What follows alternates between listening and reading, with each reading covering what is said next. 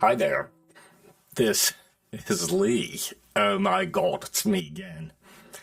And you're listening to and watching, or maybe just completely ignoring in the moment,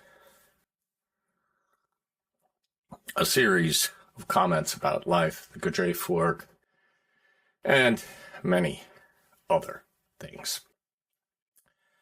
So, what's on my alleged mind this morning? Well, I want to tell you a little story about a very close friend of mine, a dear woman who, one of her claims to fame, once dated Django Reinhardt. And her name was Ellen Bakker, and she was in the Welsh group. And she was a devotee, so to speak, of Louise Welsh, very close to her. Louise was her teacher. And Ellen was also one of the leaders of the Brown Group, which I was in for many decades. And Ellen and I became very close. Anyway, long story behind that friendship. Wonderful woman.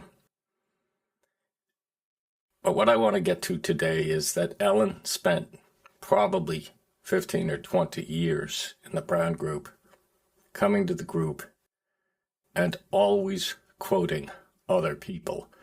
She quoted Ouspensky, she quoted Gurdjieff, she quoted Dr. Welsh, she quoted Mrs. Welsh. But the one thing Ellen never did was speak on her own. She was always quoting things, looking back to her teachers and the masters and the scripture or what have you, for her sources of inspiration, and in order to project what she felt the work was about in her understanding.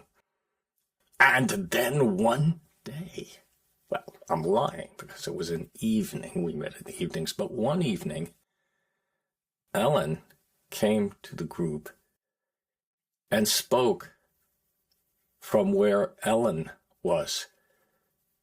She started telling us what she thought of things and what her experience was.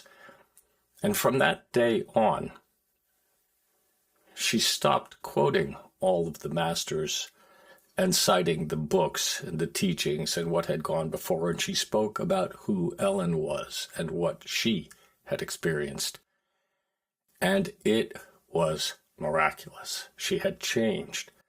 She found her own voice. She wasn't trying to be a cloned version of other people or a cloned version of the Gurdjieff work, stuck together like a collage from quotes and citations. So I'm telling you that story because I want to encourage you, even to urge you to find your own voice in this work. Don't repeat what other people say. Don't use the language they use. Don't express the thoughts they express. Find your own thoughts, your own language, your own expression. Be yourself.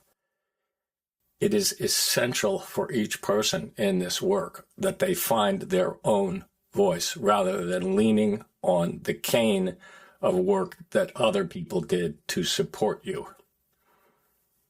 Be yourself. As Oscar Wilde once said, everyone else is already taken. That's it for now. I'll catch you next time.